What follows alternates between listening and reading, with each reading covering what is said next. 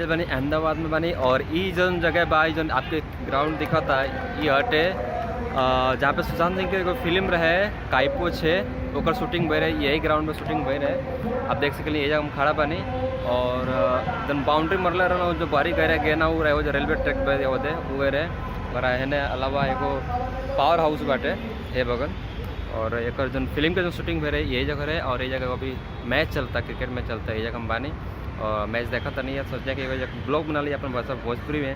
तो यह हर जगह वो सुशांत सिंह के फिल्म काइपो छे जन भाई रहे यही जगह शूटिंग भई रहे यह ग्राउंड पर भाई रहे।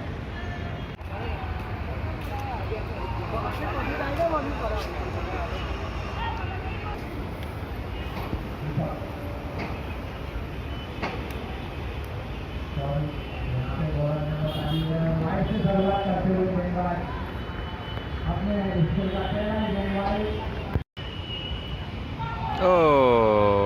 बच गए। एक अलावा जो सामने आपको दिखा तो एक प्लेटफॉर्म जैसे बिल्डिंग जैसे दिखा तो एक्चुअली वो बिल्डिंग ना वो हटे बुलेट ट्रेन जो बनती है ना अहमदाबाद से जो कि मुंबई जो जाए बुलेट ट्रेन ओकर स्टेशन है मेन जगह ये है ये से बुलेट ट्रेन स्टार्ट हुई और ये से मुंबई जाई और ये जगह आई ये से स्टार्ट हुई एक एंड हुई।